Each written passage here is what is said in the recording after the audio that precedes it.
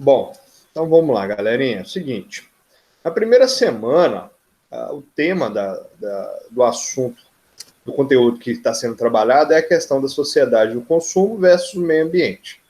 Então, a primeira coisa que a gente tem que tentar relacionar aqui é entender a questão da degradação ambiental, né, dos problemas ambientais que têm se intensificado nos últimos séculos, mais especificamente depois do processo de urbanização, né? Então, a gente tem que pensar da seguinte forma: o homem era um indivíduo que dependia diretamente do meio natural, no qual ele vivia da caça, da pesca, da coleta de frutos, etc. Gradativamente, o homem começa a desenvolver técnicas, instrumentos, armas, equipamentos que vão fazer com que ele fique mais ativo, ou seja, ele aumente a sua capacidade de intervir no espaço, de intervir no ambiente, ou seja, então ele começa a desenvolver a agricultura, ele começa a desenvolver a pecuária, daqui a pouco ele começa a desenvolver a indústria. Então, a partir do momento em que a gente desenvolve a técnica, eu consequentemente começo também a desenvolver novas possibilidades de intervenção no espaço geográfico e, consequentemente, eu vou destacar aqui a questão da degradação ambiental. Beleza? Então, essa é uma primeira pegada aqui que a gente tem que tentar lembrar aqui. Então, o assunto em si, ele não deve ser analisado única e exclusivamente pela questão da degradação ambiental, mas é importante a gente entender os fatores que condicionaram o maior potencial de degradação ambiental propiciado, gerado pelo homem propriamente dito, tá? Então, aqui é uma questão importante. Então, lembrar, técnica é tudo aquilo que o homem desenvolve para produzir trabalho. Trabalho é tudo aquilo que está relacionado à produção e acumulação de capital. Então, hoje, se você pegar na sua casa, vai ter um monte de produtos que têm origem de algum recurso natural que foi extraído diretamente da natureza, tá? Então, por exemplo, uma lata de alumínio, um plástico, até mesmo os alimentos, né? Eles têm uma relação direta com os recursos naturais. Solo, né? Água, os recursos minerais, que são vários que a gente utiliza. Então, isso tudo tem uma origem natural que, muitas vezes, quando o homem utiliza isso, gera um impacto ambiental, gera alguma perturbação ambiental. Beleza? Então, essa é uma primeira abordagem aqui. Tranquilo? Alguma dúvida aí?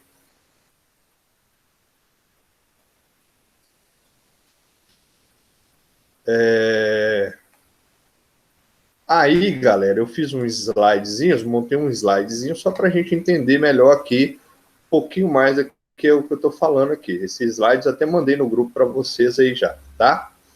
Então, olha só. Então, depois da Revolução Industrial, o homem começa a produzir mais alimento e, consequentemente, ele reduz a mortalidade. Então, num primeiro momento, você tem queda da mortalidade, aumento da natalidade, e a população mundial ela começa a crescer.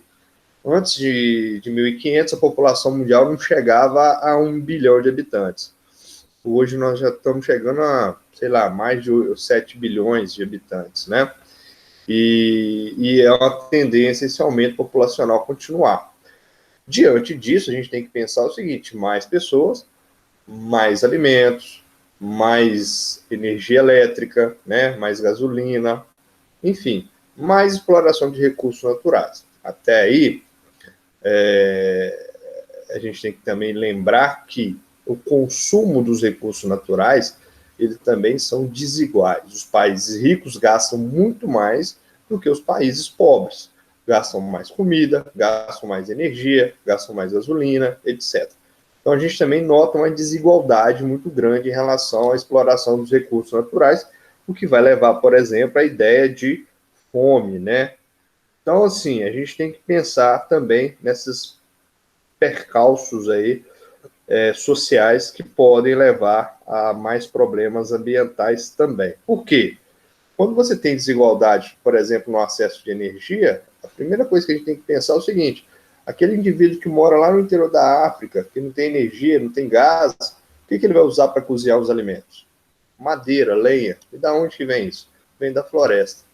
Então, como é que você vai falar para esse cara não cortar uma árvore, sendo que ele não tem uma alternativa energética necessária para a sobrevivência dele? Então, esse é um cenário que a gente pode também pensar. Aqui a gente tem um dado curioso, né? Eu gosto de trabalhar alguns gráficos. Então, esse gráfico ele tem do lado esquerdo aqui números de espécies extintas. E na base aqui a gente tem um ano, desde 1700, que é a Revolução Industrial, aproximadamente, final do século XVII, século XVIII em diante, né? E o aumento da extinção aqui a partir, basicamente, da Revolução Industrial, século XVIII aqui. Então, veja bem, a partir da industrialização, aumenta o número de mamíferos e pássaros que vão gradativamente sendo extintos, né? E da mesma forma, aqui a gente tem um dado curioso, que é o número de pessoas que também aumentam, né?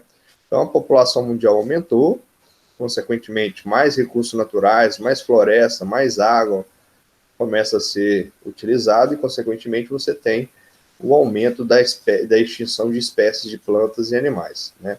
Então, esse é um cenário. Diante desse cenário, no tópico aí, a gente pode trabalhar a necessidade de criação de áreas de reservas de proteção ambiental, né? E aí surge para a gente um conceito que é o de patrimônio, né? Que é tudo aquilo que está relacionado a bens de valor. Esse valor ele pode ser natural, ele pode ser econômico, ele pode ser funcional, né? Então, por exemplo, quando eu falo em preservar uma floresta, eu posso preservar as espécies que estão dentro dela, eu posso preservar o solo que está naquele território, eu posso preservar a água que é produzida pela floresta junto com o solo ali, os lençóis freáticos, eu posso preservar a produção de chuva também, né? Dependendo da floresta, você tem muita umidade que vai para a atmosfera, como é o caso da Amazônia, a própria Mata Atlântica. Então, o patrimônio é tudo aquilo que é resultado de algum valor que a gente observa, seja numa floresta, num rio, numa geologia, por exemplo, uma rocha qualquer, enfim, tudo isso pode ser passivo de uma valorização, tá? Então, eu só consigo determinar ou entender a ideia de patrimônio quando eu enxergo um valor, um bem que aquele recurso pode me oferecer, tá? Uma outra questão muito importante, que é muito cobrada, é o de desenvolvimento sustentável, né? Então, o desenvolvimento sustentável, ele surge ali, esse termo surge a partir dos anos 90, na reunião das Nações Unidas para a questão ambiental, né, a ECO 92, e aí começa a se instituir modelos de produção que pautem, ou que preservem a sustentabilidade, né? Então, é um modelo de desenvolvimento que tende a gerar produtos, permitir que se movimente a economia, né, que produza algo, mas, ao mesmo tempo, preserve os recursos naturais de forma a serem deixados, né, para gerações futuras. Então, quando eu falo em desenvolvimento sustentável, eu estou pensando em quê? Produzir no momento atual, mas cuidando dos recursos de forma que eles possam ser destinados aos nossos filhos, netos e, enfim, às gerações futuras, beleza? Então, esse é um conceito muito importante de se entender. Agora, outros conceitos que também podem estar relacionados à questão da preservação ambiental são a questão dos países megadiversos, né? Então, o que seria esse termo? Seriam países que têm grandes biodiversidades, né? São países que têm florestas, recursos naturais, várias espécies de plantas e animais dentro do seu território. O Brasil ele é considerado o primeiro colocado, né? A gente nem sempre fica em classificações ruins, né?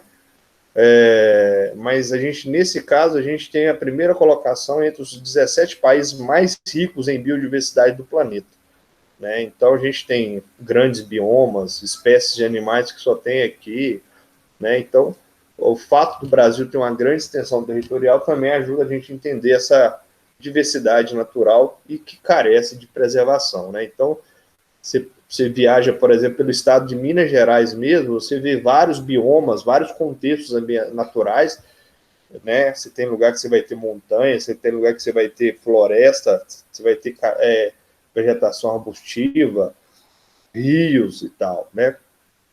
Por exemplo, no caso dos rios, eu conheço um professor que ele veio morar em Minas Gerais por causa da quantidade de rios para estudar peixes, né? Ele veio de outro estado, não lembro de onde que ele veio, mas ele veio único exclusivamente por causa da quantidade de peixes, de rios que tinha aqui, e ele veio estudar. Então, isso mostra o quanto diverso o nosso país é, e principalmente o nosso estado também, né?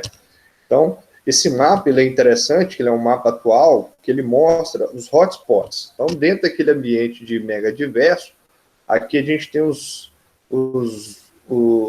biomas, né, os biomas com maior quantidade de biodiversidade, com o número de espécies por quilômetro quadrado, só que, no entanto, esses hotspots são áreas que têm menos de 30% da sua área preservada, ou seja, 70% ou mais já foi devastado. Então, no Brasil, nós temos dois, o Cerrado, né, que é a savana brasileira, né, uma floresta tropical, muito rica em biodiversidade, né, plantas, animais, né, lugar que tem o lobo-guará, que é um animal em risco de extinção, né, e aqui no litoral, aqui parte do nosso estado, a gente tem a Mata Atlântica, inclusive no Vale do Aço aí, o Parque Estadual do Rio Doce, é uma das maiores reservas de Mata Atlântica do estado, é a maior, né, reserva de Mata Atlântica do estado de Minas Gerais.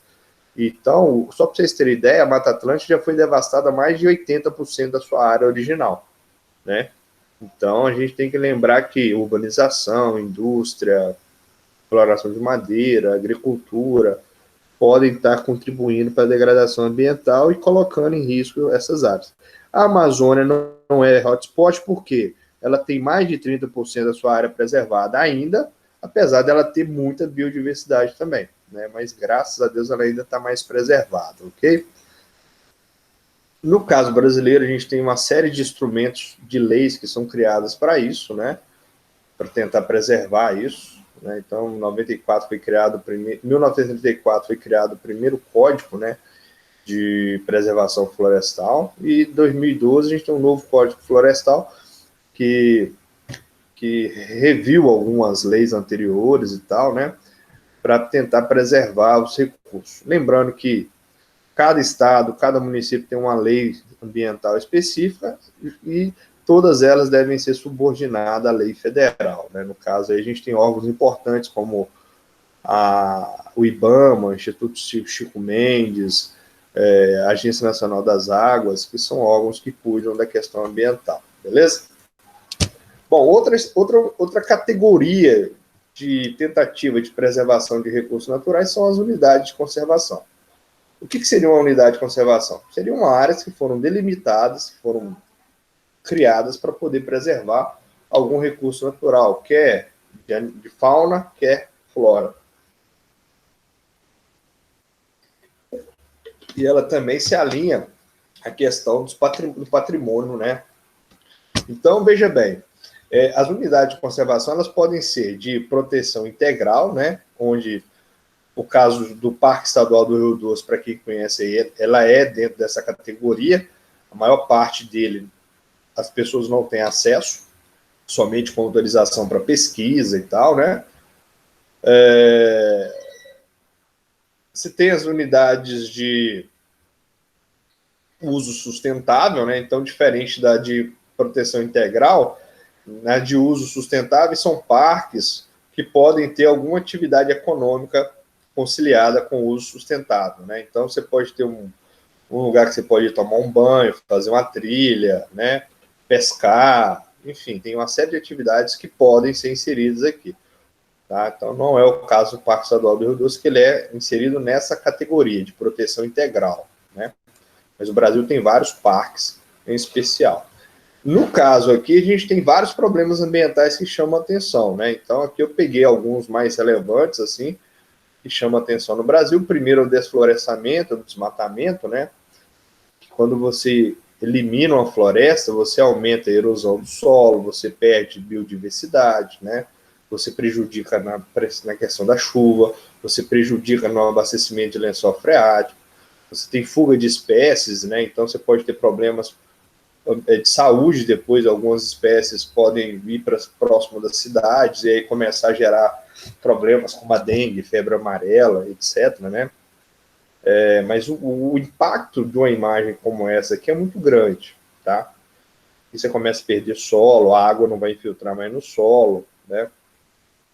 Enfim, é um problema sério isso aqui, né?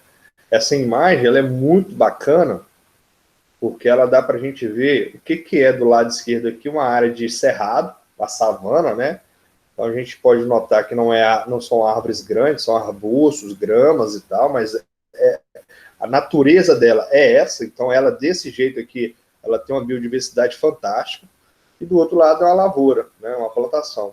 Né? Então, esse avanço da lavoura sobre o cerrado tem contribuído também para a diminuição da área da área nativa do cerrado, que é um bioma muito importante. Tá? Então a gente tem uma série de impactos ambientais também nesse sentido aqui. Tá? Um outro problema muito sério são, né? Então, por exemplo, se eu desmato aqui, tiro a vegetação, aumenta a erosão, né? A terra aqui começa a ser levada com a chuva, com o vento e tal. E num contexto de chuva, quando essa terra é retirada daqui, onde ela vai parar? Ela vai parar aqui, ó, no fundo dos rios, tá? No fundo dos rios. Então, essa areia que vai formando aqui, esse banco de areia que a gente chama aqui, caramba, ela é chamada de assoreamento, né? Então, na imagem aqui, ó, na primeira aqui, você tem a vegetação e o rio. Então, você vê que ele é mais fundo, né? Então, a areia, a erosão, ela dizendo, ela é menor por causa da vegetação. Então, quando chove, a chuva bate na folha aqui na árvore e diminui seu impacto. Aí, o que acontece? Quando você retira a vegetação, quando chove, o que vai acontecer? Vai aumentar a erosão, vai aumentar a retirada de material aqui. Então, ó, aquela terra que estava aqui, o que aconteceu com ela? Ela veio parar aqui no fundo do rio. Aí, se você constrói próximo, o que vai acontecer? Quando chover muito, essa água ela vai espalhar pela área urbana, por as casas e assim por diante. Então, isso é um problema que está muito relacionado à erosão, à degradação de florestas, né? A agricultura, isso de maneira errada, né? Olha só essa imagem. Uma área de lavoura do lado do rio. Isso aqui é muito errado, né? Aqui deveria ser lixo, né? Então aqui lixo não. A gente está destacando aqui a questão da poluição hídrica, né? Da contaminação das águas. Então os rios são poluídos com esgoto, resíduos e tal. E isso pode gerar mortandade de peixes, né? Além do risco dessa água contaminar as pessoas também. Então a falta de água tratada, a contaminação de água é um problema muito sério também. Isso aqui é muito grave, a poluição atmosférica, né? Então as cidades hoje, elas poluem muito, tanto pelas indústrias, como também pelos automóveis, né? Como que usam gasolina, diesel. Então também essa poluição atmosférica, ela tem várias consequências, aquecimento global, poluição, entre outros, né? São problemas que a gente pode ver também. Então, isso afeta no aquecimento global, mas também afeta a vida das pessoas, a saúde das pessoas. Por exemplo, você tem o chuva ácida, que pode estar relacionado a isso também, né? A chuva ácida, por exemplo, ela afeta solos, ela afeta os rios, né? Então, são vários problemas que a gente tem também nesse contexto, as queimadas, né?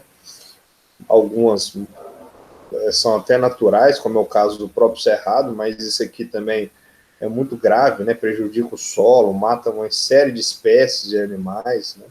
Também gera impactos positivos. E o lixo, que além da questão da poluição do solo, das águas, entre outros, ele também pode comprometer a vida das pessoas, né? Então, quando você mora numa cidade, numa região que não tem saneamento básico e tal, você pode ter vários problemas de saúde, né? E aqui nessa imagem a gente pode ver um problema social sério, né? A pobreza e a forma como algumas pessoas vivem diretamente revolvendo esse material para poder garimpar algum produto, alguma coisa de valor para ter uma renda, né? Então, são algumas situações que a gente vai trabalhar nessa primeira semana aí, beleza?